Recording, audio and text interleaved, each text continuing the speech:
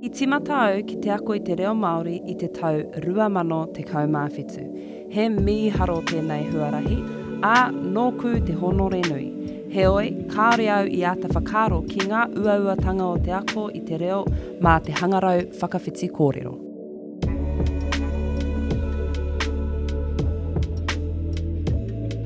Kia ora, ko Geneva ahau, he uri ahau no rāwhiti, no kaikohe, no te kao anō hoki. Ko ngā puhi, ko te au pauri ngā iwi, I tipu ake au ki te rohe o Tāmaki Makaurau ki Waitakere. He tangata whaikaha ahau. Since birth, I have lived with atetoid cerebral palsy. This has affected my limb movements and also my ability to verbally articulate words.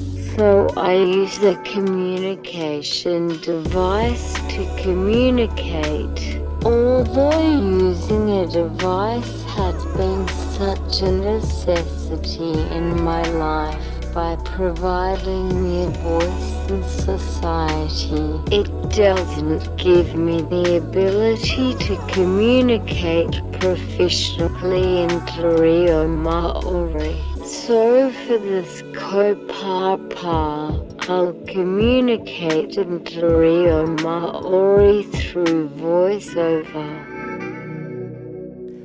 Nā taku kuia a Tuini Hakaraia ka waimaria nui ahau ki te noho tahi ki te whānau o Hoani Waititi Marae. Nā tēnei ka tino rongo au I taku hono ki te ao Māori. Heoi, ka tahi anō au ka timata taku whai I te huarahi o te reo Māori. Ki au nei, he wāhanga anō tō te reo ki tēnei mea te Māori.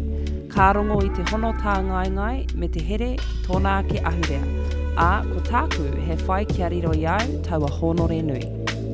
Ko ngā oro reo kei te hangarau nei, he tino koretake tōna āheinga ki te whakawhiti te reo Māori ki te reo Pākehā.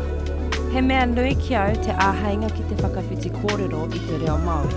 Nō reira I roto I ngā tau e whākuataha, ko mahi tahi au ki a TalkLink, ki te waihanga I tētahi momo oro reo Māori mō ngā hangarau nei. Kua ranga haua e mātou ngā kōiriiri e pai ai te waihanga mai I tētahi oro reo Māori mo te hangarau whakawhiti kōrero nei. Ko te whainga I nae nei, kia whakatinana hia e nā mahi rangahau mā te waihanga mai I tōna tautono. Kua roa te huarahi nei, a ko te pai tawhiti tonu te whai. Heoi, ahakoa ngā auheke me ngā wero o te wā, he kaupapa tino motu hake tēnei ki au. E kore au e tuku. The winner is Geneva Hakaraia Tino. Nōku te honore nui te riro I te tohu e te Turuoru, mo aku mahi ki tēnei kaupapa. Whakahihi katoa nā mātou ko taku whānau. I taku whānau tanga mai, he mea whāngai ahau e Albert Rawa ko Glenda Tino. I whakapaukaha oku mātua ki te manaaki iau, a tinana, a wairua, a hinengaro anō hoki. Ko rāua tahi oku poko whiwhikaha, Aotepo, ko te ao. I te noema 2017, ka mate tōku pāpa. I tino rongo māua ko tōku māma I ngā taumahatanga o Tauawā. Ko tētahi o ana kupu whakahau mai ki au, kia whakapono ki a koe anō. Kia whakahihitia tō Māoritanga I ngā wā katoa.